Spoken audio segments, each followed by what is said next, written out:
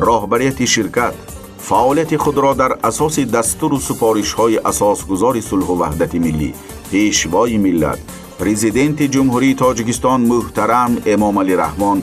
به راه مانده، پیوسته در سمت رشد فعالیت، نوسازی استحصالات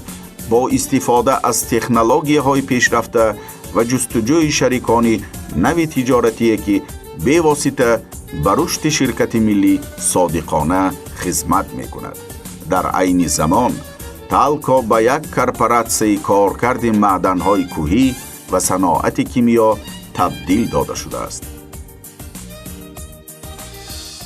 شرکت آلومینی تاجیک امروز 45 ساله می شود. در مدت 45 سال هم از جهت تکنولوژی و هم از جهت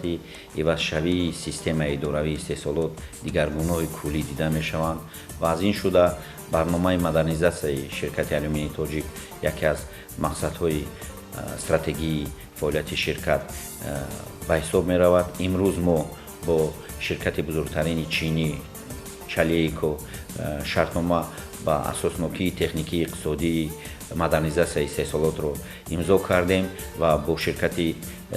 چاینا ماشینری کارپوریشن نیز شرطنامه EPC+F یعنی ساختمان کارخانه 300,000 تن آلومینی رو به امضا رسانیدیم و با باور کامل گفتنیم که ما مقصد امسال آغاز کردن این مدرنیزاسیون را داریم. مسئله مهمترین این مدرنیزاسیون است. در حقیقت مسئله دوم این مسئله سازمان دادن سیستم لوجستیکی خیلی موثر و ساده و در حالت‌های ضروری در عوض شونده است. خوشبختانه این سیستم در فعالیت کارخانه ما امروز موجود است. سیستم لوجستیکی ما از سیستم مولتی مدلی عبارت است، یعنی با استفاده هم راه‌های آهن و هم استفاده از راه‌های اتومبیلی ما توانستیم که تامینات با میلان استحصالات را از اشیاء خام نوبسته از اون تضاد و پروبلم‌های سیاسی و رژنالی که در فعالیت ما موجودند ما توانستیم که این فعالیت خود را حفظ نماییم، استحصالات خود را حفظ نماییم. مدرنیزاسیون استحصالات در حقیقت خیلی ضرور است، چون که چنانه که می‌دانید امروزها برای تحلیل درجه رقابت‌پذیری این یا آن اقتصادی ملی پیش از همه درجه موجودیت تکنولوژی‌های اتوماتیکی اداره شونده یعنی روباتیزاسیون و استفاده اینتلکت صنعی بهاگذاری اون رو جابجا می‌کند. از این شده مقصد ما پیش از همه در استحصالات وطنی جاری کردن هم اینتلکت صنعی و هم سیستم‌های اتوماتیکی اداره شوی استحصالات و البته استفاده وسیع ربات‌ها که می‌تواند درجه صفت و نظام و انتظام استحصالات را کلاً عوض کند و محصولات ما بازارگیر گردد. بودن سیستم لوجستیکی خیلی